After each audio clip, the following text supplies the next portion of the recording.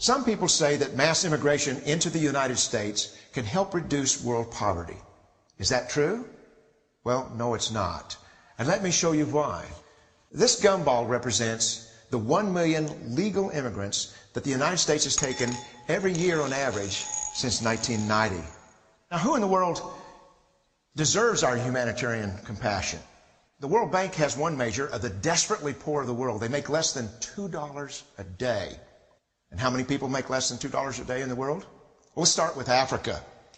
In Africa alone, there are 650 million people who make less than $2 a day. 650 million. And in India, another 890 million people, desperately poor. China adds another 480 million people, making less than $2 a day. And unfortunately, the rest of Asia has a heartbreaking 810 million people who the World Bank says make less than $2 a day. And finally, there's 105 million of Latin America's population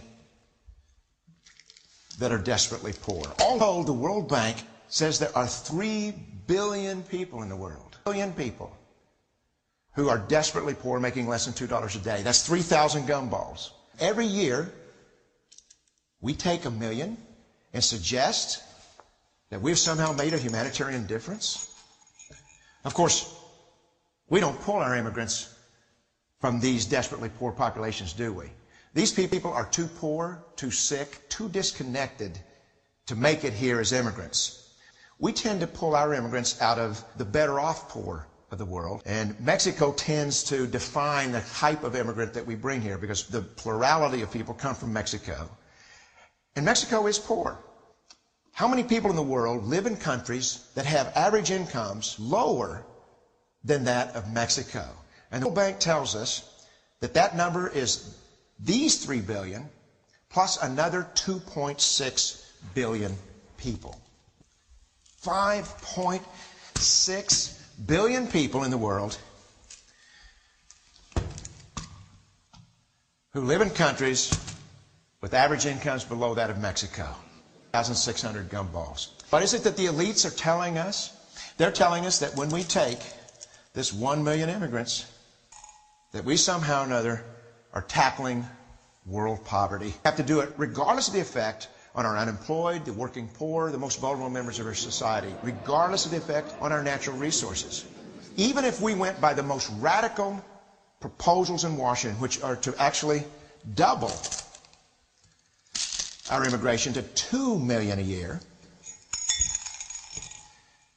which would totally overwhelm our physical, natural, and social infrastructures, we couldn't make a noticeable difference. And we'd be really hurting the impoverished people of the world, because the million that we do take are among the most energetic, often the better educated, certainly the most dissatisfied people that if they did not immigrate would be the agents for change to improve the lot of all the people in these countries. The true heroes in the global humanitarian field are the people in these countries who have the wherewithal to immigrate to another country, but instead stay in their countries to apply their skills to help their fellow countrymen.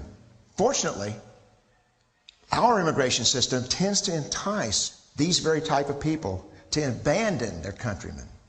The impossibility of making even a dent is actually worse than it looks here, because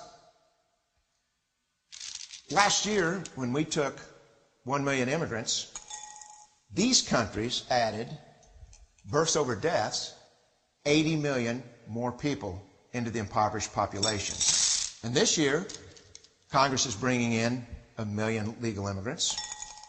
And this year, according to the United Nations, these countries are expected to add another 80 million people. And next year, you can be quite sure that Congress, unless stopped by the American voters, will bring in another 1 million immigrants.